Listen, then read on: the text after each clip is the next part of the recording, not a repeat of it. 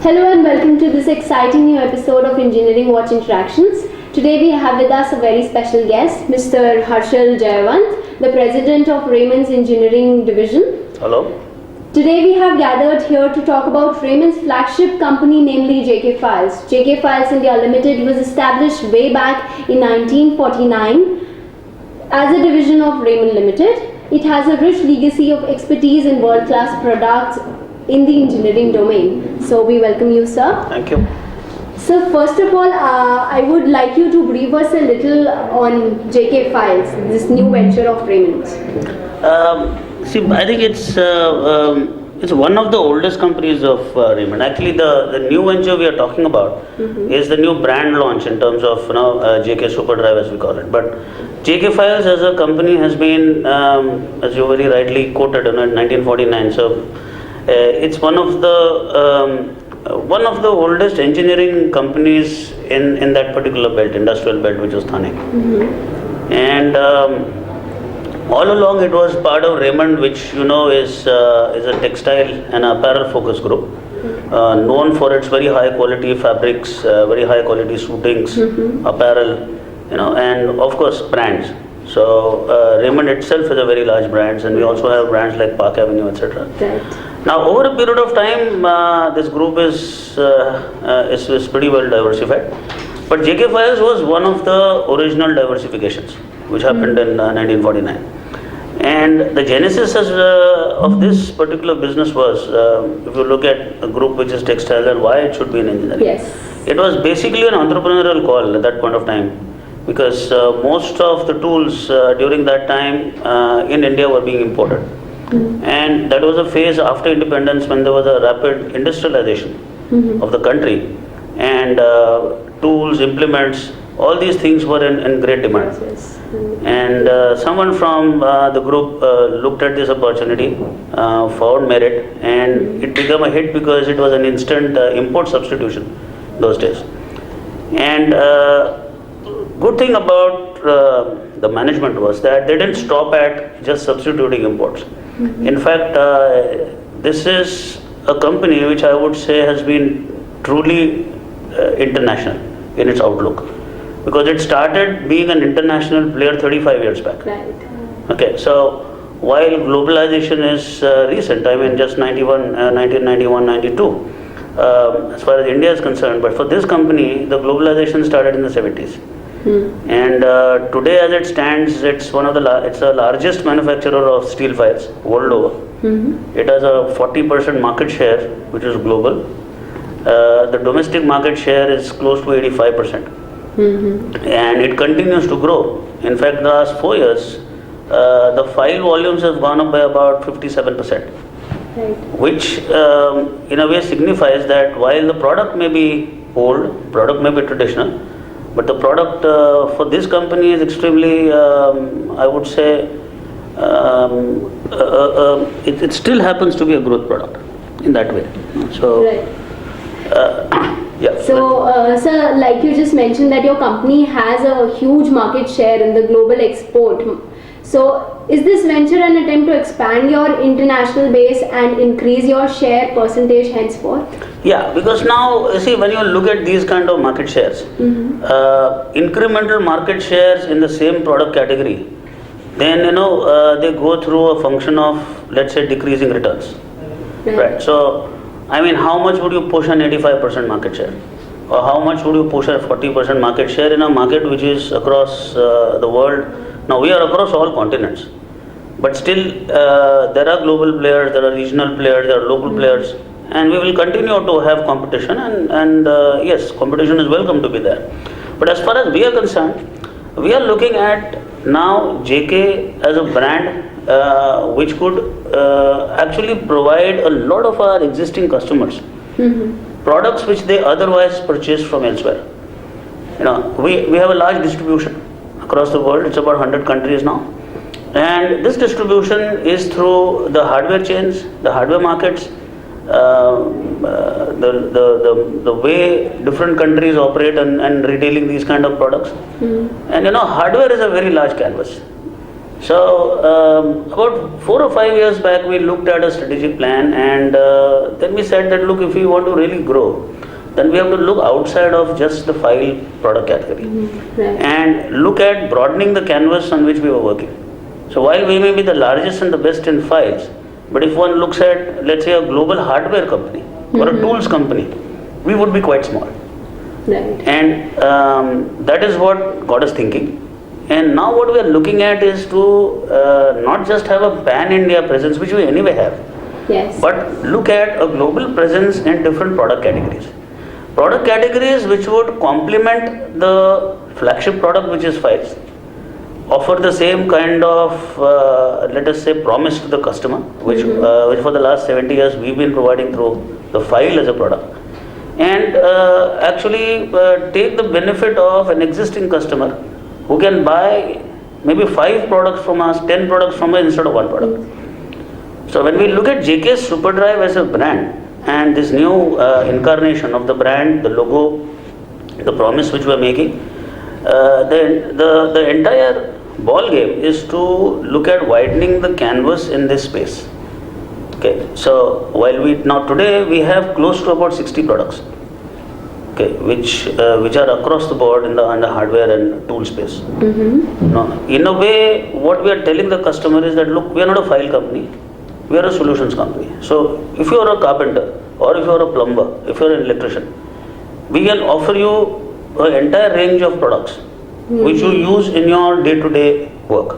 So you have kind of imaged yourself as a total tools and hardware solutions provider. Absolutely. You know. Okay, so like JK is uniquely positioned, like you very well mentioned, that in Indian market, like being probably the first tools and hardware solutions provider per se. So how do you think this will revamp will help the Indian industry and also help boosting up the image in the country? Yeah, you see, one of the strengths of this country has always been low cost manufacturing. Okay, manufacturing has always been a strength of a country like India, mainly because of skilled workforce, of a cost effective, competitively priced workforce, if I have to put it that way, competing well in terms of engineering skills available in the country, especially due to the large number of engineers coming out. You know, so we have probably one of the large technical forces in the world. Also, the demographics, if you see, provide you at least 20 to 25 year leeway in terms of availability of such manpower. Right. Okay, by the time, let's say, young country becomes old, so I think I give it another 25 years. So you have a long time. No, there's a big strength. So now but if you look at it, Indian global brands are very few. Right. Okay, I mean per se Indian global brands. Now Yes. there could be MNC brands which are there in India, which are manufactured in India and sold outside, but purely an Indian brand. I think we have a unique positioning that way, and we have an opportunity to actually build a business. Okay. And build a portfolio where we can offer people or customers across the world, professional artisans, let us say, products which are high quality and which are reasonably priced. So that's where we think is the growth which would come to a company. Okay, so you have an international distribution channel. Okay, is India just another addition to your international base, or are there any other reasons? See, India is home. Okay, so India is home. So this is where we started with. This is where we operate from, and actually this provides us a major strength. Okay, as I said, India is very competitive in terms of manufacturing. Right. Okay, give or take a few ups and downs, a year here or year there, but otherwise the strength of this country remains intact in terms of manufacturing, and I think that is where we want to leverage. And now what is also happening globally is that there is consolidation taking place. So no country wants to be in that sense totally independent or self-sufficient, that they want to do everything themselves. Because finally everyone has realized that look, there are competencies which they should focus on and get the maximum out of that and reach out to a larger market rather than do everything in a small manner in the same place and you don't remain competitive. So I think that's the key. And a whole lot of global companies we feel are now ready to look at Indian products, either to source or even customers globally are ready to look at international products to use Right. as against the local products. Right. So I think this is what we want to do. So from India as a home, we would like to reach out to all these markets like what we have done in the last 30 years, and I think we have enough experience for that. So that's what we want to do. That's good. Okay, so you aim to provide very customer-friendly products. Okay, products and services, and many companies offer this tag actually in India, if you see, for their promotion. But as soon as they become successful, they forget their customers somehow. They tend to, and also aim at profit. So how will your company resist this temptation and continue building the customer base? Very true. I mean, this is. I think the resistance from our side would come based on what we see across the world.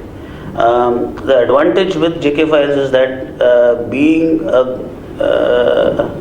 company which was focused on exports for a long time, we've had very good exposure to international products. We have seen companies making products, similar products for 30 years, and the way they have improved their products.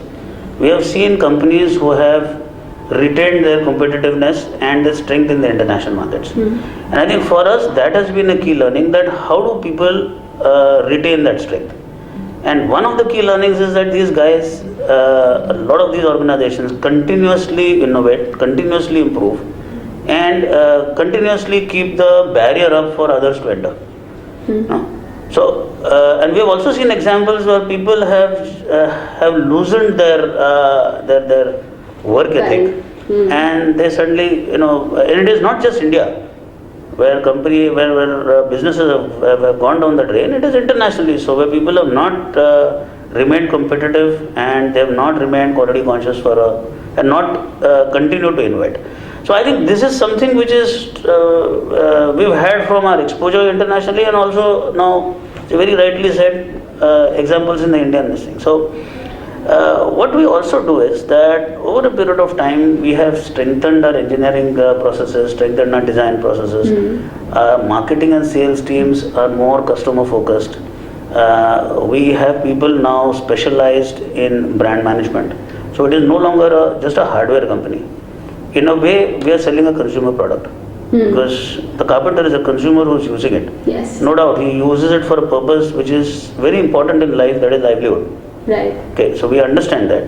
So we have to be professionally very good in terms of providing a good product for him, that he, so that his livelihood doesn't suffer. And that is where the confidence comes from and the trust comes from. So having invested in these, we have also now started investing in technology. So we no longer just depend upon labor competitiveness. See, low-cost labor cannot be a permanent advantage. So it can at best be a temporary advantage. So today you see in India and in China, labor costs have gone up. So now how do you remain competitive in terms of, in the face of such things? So you remain competitive if you input technology. If you then manage your brand much better, communicate to larger number of customers, larger markets, give them a promise which they would look at, experience, and then become loyal customers. So I think this is now a classical progression into giving products which are customer friendly and which will remain customer friendly. We'll have to retain that. Yes, it is very important. Like the old saying of marketing says that it is 6 times more expensive to attract new customers than to retain the old ones. So customers, it is very important for any company to take care. This branding as well as maintaining the customers is very important. So the common public has this perception that products of international standards, they cannot be manufactured and produced in India. So do you plan to put with this perception, or will you continue exporting the products to cater to the Indian market? Well, I don't agree with this, because if you look at it today, engineering product exports from India constitutes one of the very, very large income streams for the Indian economy. Okay, so today when we had a slowdown in Europe or a slowdown in the US about 4 years back, Indian economy got a setback. What it also means is, what is the positive side of this is that it means Indian products are being sold in these countries. So now most of our developed economies today are sourcing from India. And we are, as a country, today are supplying products which require close tolerances, which are precision machined, precision manufactured, require technology to manufacture. So I don't think India is today in a situation where we have to struggle for global acceptance. Okay, because the country is making, because we have global companies today in this sector. Yes. Okay, and this sector is competitive. So let's look at JK Files. Now JK Files for the past 35 years, as I said, has been exporting. Now and we are exporting professional tools. So we are not exporting tools which are do-it-yourself, DIY, home use. We are supplying tools to artisans and to professionals. That means that we are giving them products which are of international quality. Otherwise, why would an international customer buy it? Right. So I think this notion is not very correct now, no longer correct. Right. We are no longer in a country or an economy which was about 25-30 years back. There has been a huge amount of technology upgradation which has happened. And I think today this country can make products which are as precise as any other product made by any other developing country, or rather developed country. Developed countries. Right. Because I think technology in India has reached a level which has, I think, crossed the global mark. Because if you see all the countries across the world, they have not reached that level. Like if I see engineers coming up here, there is more demand of Indian engineers even globally. That means the technical mark is more here in India. Certainly, because you see, as a society, I think if you look at a normal family, what they would like their children to go into. So I think engineering is one of the priorities, right? Then is of course medicine and now arts and let's say liberal arts, etc. now started receiving the kind of attention. But if you look at what has happened over the last 30-40 years, that has been the focus of most families. Secondly, with this kind of a population what we have in the country, manufacturing will always be a very large employment opportunity. Mm-hmm. And hence, when it comes to manufacturing, it is technology, engineering, science, which is the kind of supply base. So that's a supply stream. So I think this will remain. So it's but natural. There are a large population. Manufacturing is a key. Manufacturing being a key, technical people are required. So engineering will always remain an important part of any young person's let's say function when he thinks or she thinks what she or he wants to become. So any final words you would like to give to our viewers and the buyers out there? No, we are very happy that finally we are going through a metamorphosis. For a long time we've been contemplating that we now offer a full-fledged solution to customers. We offer products which are global in terms of quality, in terms of ergonomics, and there is a huge change in the way we see in the market our products are being perceived as compared to the low-priced, regular, low-cost products which were available earlier. So no longer are the young artisans, whether it could be an electrician, could be a plumber, could be a carpenter, willing to work with those age-old tools. He wants something which is aesthetic. He wants something which is ergonomic. He doesn't want to soil his hands. He wants a softer grip in the works. He wants a plier to be very safe. So I think people now look for specification. They look for aesthetics, and they also look for durability and performance. So I think it's no longer just performance and that's it. So people want all this, the entire package in one, which is how the market has evolved globally, and I think there is no reason why India would not go the same way. Right, and I think if you see the market scenario out there, this changing landscape is very much required. It is very much the need of the hour. Because I think this growing competition in the market which is going there, if there is change, if there is innovation, that is very much in demand. People need that. Absolutely. Customers need that for their satisfaction. So with this note, I would like to end this interaction. Thank you so much for Thank the you. valuable inputs Thank and you. time. Thank you. Thank you. It was a pleasure. Thank you.